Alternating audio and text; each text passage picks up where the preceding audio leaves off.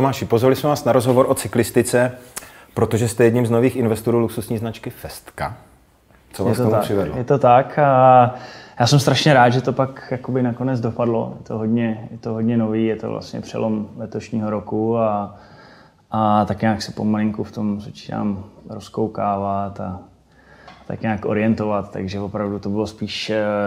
vlastně i taky spojení vlastně té party lidí, která je kolem toho a vlastně toho, že je to věc, která mě samotného hrozně baví, mám to strašně rád a vlastně tím, jak vlastně na konci loňského roku jsem ukončil svou kariéru tenisovou, tak ne, že bych se k něčemu musel samozřejmě hned upnout, což jsem ani nechtěl, ale určitě, když jsem měl nějaký jako plán nebo vizi, co by mělo být, čím bych si ty dny chtěl i jakoby vyplňovat, tak aby to bylo určitě něco, co mě prostě baví a naplňuje a tohle je jedna určitě z těch věcí. Zastáváte ve Festce nějakou pracovní pozici? Ne, tak zatím to nemáme, nebo nemám to tak rozdělený, že bych jako vyloženě měl něco, co bych jako já měl na starost, přeci jenom je to hodně v tom začátku a takže ani si myslím, že je ten tým rozběhlej a každý má tu svoji funkci, ale určitě jsou tam věci, kterými i já do toho můžu prostě přispět, ať už to je prostě kontaktama kolem a prostě člověk do toho zase víc a víc se ponoří, tak si myslím, že se to rozběhne víc. A kdo je autorem vašeho nejoblíbenějšího designu z umělecké edice Festky? Já bych určitě zmínil Michala Bačáka, který je vlastně jedna z těch posledních, která vznikla a strašně se mi líbí opravdu ta myšlenka, že do toho designu se dá dneska vymyslet úplně všechno a tím, že vlastně Festka je to vlastně česká firma a ten poslední design byl vlastně založený na porcelánu, který si myslím, že je to taky vlastně spojený s Českou republikou a myslím, že to funguje nádherně a to kolo je opravdu unikátní. Jaké máte rád umělecké styly, když se bavíme o designu? Mně se to umění musí líbit na to, abych si ho opravdu na tu stěnu dal. Že nejsem zatím ve fázi asi, že bych třeba chtěl sbírat umění jenom z toho důvodu, že je to dobře investičně založený. Určitě si člověk nekoupí jen tak prostě obrázek, že teda mu přijde jako hezký, ale určitě to musí být od umělce. A z těch mých nejoblíbenějších bych asi zmínil Michala Richtsteina. Musím říct, že mám pár jeho děl a ten styl je něco, co se mi asi zatím tak nějak jakoby nejvíc líbí, takže myslím, že by to mohl být jeden z takových mých tajných námětů, co by se třeba mohlo v budoucnu povíct a kdyby se nám ho povedlo třeba zařadit do té umělecké série, tak by to bylo fajn. Jak objevil Festku Orlando Bloom? Já myslím, že to bylo právě přes tu partu těch lidí, která za tou Festkou je a je to přesně o tom, že ty lidi prostě se kolem toho pohybujou a mám pocit, že na tom kole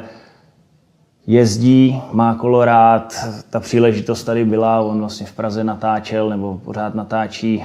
vlastně pokračování seriálu a tím vlastně tou komunitou těch lidí se k tomu dostal. Jaké bylo vaše první kolo? Teď myslíte Festku, anebo úplně odmala? První kolo. Úplně odmala, tak začínal jsem prostě úplně jako malej, klasicky měl to kolečka na stranu a jako malý dítě, takže, ale naštěstí ty šli rychle pryč, takže to bylo dobrý a přeci jenom vlastně ten sport jsem tak nějak prostě měl od malinka v krvi a já musím říct, že to kolo opravdu je se mnou spojený dlouho, protože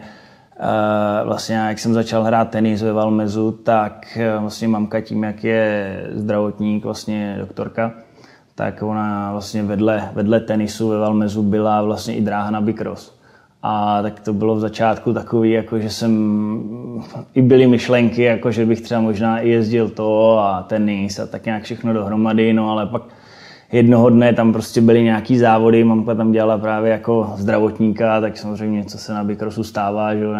nějaký karambol, teď tam byly nějaký zlomený ruce a tak, takže od té doby jako žádný bicross, prostě na to v životě nevlezeš, tam prostě tě nikdy na tom neuvidím. Ale jo, s tím kolem prostě my jsme bydleli vlastně kousek jakoby dál od tenisu, takže jsme dost často v létě, každý léto jsme prostě na tom kole na ten tenis jezdili a tak, takže jako furt, tak nějak to kolo tam furt jako nakukovalo už i odmala, i když jsem hrál tenis. A používal jste kolo v době aktivní kariéry na přípravu nebo na trénink? Jo, používal jsem ho hodně, protože já vlastně tím, jak jsem velký a těžký na tenistu, tak přeci jenom vlastně těch nárazů a odrazů má člověk strašně moc a ono pak jako člověk se o to tělo musí starat a ono nevydrží všechno a to kolo musím říct, že byl skvělý prostředek k tomu, aby člověk si jako tomu tělu ulevil, ať už to bylo v regeneraci, ať už to bylo i v té přípravě, ať už to byla jenom hrubá síla, ať už to byly i intervaly, ať už to byla i na vytrvalost, takže musím říct, že to kolo jako se mnou bylo hodně a potom to byl právě pro mě skvělý takový prostředek, že když člověk se vrátil prostě z těch turnajů a měl aspoň nějaký den, dva volno a klid, tak potom vlastně šílený kolotočí, co byl všude možný ve světě a všechno s tím spojený. Teď vzal to kolo, sednul na něj a prostě na odpoledne někam vypadnul do přírody a vyčistil si tím hlavu, tak to pro mě fungovalo jako skvěle, takže samozřejmě nebylo toho tak moc, ale někdo jde na golf, někdo jde na kolo. Preferujete silničku nebo i třeba gravel nebo horský kolo? Tak já od té doby, co jsem poprvé sedl fakt na dobrou silničku, tak já už nechci moc jiných kol vidět, takže ono pak člověk zjistí, že je to jako fakt velká dřina a tak nějak jako nevím, zatím mi tohle mě strašně uchvátilo. Jako je to fakt něco, co je to taková ta pravá cyklistika, no, že člověk prostě, když šlápne, tak to jede, že to není, že se na tom netrápí a teď bylo právě vtipný, že vlastně v sobotu jsme byli na takové jedné akci, kde byl i právě Roman Kreuziger a ten taky říkal, jako, že když musí na bajka, takže prostě trpí, že to není ono a jako jo, souhlasím s ním, je to něco úplně jiného. Sledujete třeba mistrovství světa nebo Tour de France? Tak samozřejmě, ta Tour je něco, co mě jako sportovce prostě fascinuje, protože sám vím, co to je za obrovskou dřinu, jako ať už je to prostě z tenisu nebo z jakýhokoliv sportu a teď, když člověk opravdu tam ty kluky vidí, prostě co oni tam předvádějí, tak jako je fakt klobouk dolů, jako, takže a teď ještě, když mám sám možnost si to jakoby vyzkoušet a pak jako to člověk vlastně si trošku porovná opravdu to, co sám zažil, jak se na tom kole cítí a ty, co oni tam předvádějí, tak jako je to fakt neuvěřitelný. Máte nějaké oblíbené jezdce nebo znáte někoho osobně, třeba z olympiády? Tak já vlastně osobně se znám s Romanem Kreuzigerem a vlastně myslím, že to byly Atény. A myslím, že to bylo v Aténách nebo v Pekingu, jsme tam chvíli seděli vlastně Petr Benčík, říkám to správně. Takže s ním, ale jinak od té doby se člověk prostě, že já, když jsem se pohyboval ve svým, oni ve svým, takže to je člověk jako furt někde ve světě, takže vlastně teď jenom aktuálně s tím Romanem, takže to je tak nějak. Máte trenéra na cyklistiku nebo? Nemám, tady Michal byl můj původní nebo první trenér, který mě vysvětloval ty základy, protože jo, jako těch otázek tam samozřejmě je spousta, jako když člověk prostě poprvé na to kolo sedne, tak to jako není jak když si prostě v teniskách sedne na horský a jede si koupit, já nevím, rohlíky do krámu, jo, takže je to fakt něco jiného a těch věcí je opravdu spousta, ať už to, jak se prostě člověk musí prostě chovat, když jede větší skupina lidí, ať už je to o tom, když si signalizujou, co se na té cestě děje, ať už to je furt prostě moje nejtěžší otázka, nebo moje nejtěžší pochopení bylo, jak je možný, že prostě tolik těch jezdců jsou schopní se na tu cestu vměstnat, když jedou v tom pelotonu a jako relativně se skoro nikdy to tolik nestane. Samozřejmě jsou tam nějaký strkance, pády a tak, ale jako jak to funguje a prostě jo, jsou to takový drobný detaily, který když prostě člověk má, dodržuje, tak je to dobře vymyšlený, funguje to. Používáte stravu Nebo nějakou jinou aplikaci? Jo, začal jsem s tím a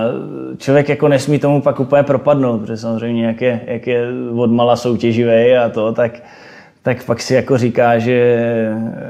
někdy až nad tím jako pochybuje, si říká sakra, jako to někteří jako udělali, nebo jak to je a jak to funguje, ať už to jsou nějaký různý úseky, časy, ale spíš můj vlastně prvotní ten záměr toho byl, abych věděl třeba, jak si tu trasu naplánovat. Já jsem takový ten typ, jako, že tak jo, tak jdu sem a ještě tady a třeba jako pak už bych zjistil, že třeba domů je to sakra daleko, že bych možná musel jako volat, takže já jsem to spíš potřeboval z toho, abych byl jako disciplinovaný, že teda dobře, třeba mám nějaký čas, kdy se musím vrátit nebo abych věděl prostě fakt kam mám jet. Takže z toho důvodu, no pak jsem samozřejmě zjistil, že jsou tam nějaký ty úseky a to, kde ti lidi mezi sebou můžou soupeřit, takže jo, já si myslím, že to je super, prostě to ty lidi spojuje, je to nějaká prostě komunita lidí, který prostě baví sportovat a to je. Doporučil jste festku někomu z tenistů? Tak to je velice vtipná historka tady tohle, protože to nedávno, možná měsíc zpátky právě se ženou jsme se takhle bavili a ta mi říká, protože se mnou hodně jakoby odcestovala na tom tenise, říká, a co tak jako ti tenisti, jezdí jako na kole, jako znáš někoho? A já říkám, ani moc ne, jako slyšel jsem, že spíš někdo jako maraton běží a když něco, tak jako spíš k tomu běhu, ale jako v okole jsem moc jako neslyšel, že by něco bylo. A teďka jsme se bavili dopoledne a odpoledne mi tady Michal právě volá, posílá mi maila, že Almagro, který se mnou hrával, je to stejný ročník, taky byl dlouhou dobu vlastně kolem 10, že mu napsal právě, že má zájem o naše kolo a že by prostě chtěl kolo, že je ve Španělsku a někde na jihu vlastně, myslím, že u Marbely a že prostě denně jezdí a že hrozně ho to jako chytlo a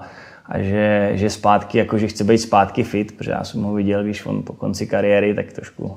se mu to jako, začalo mu to utíkat, tak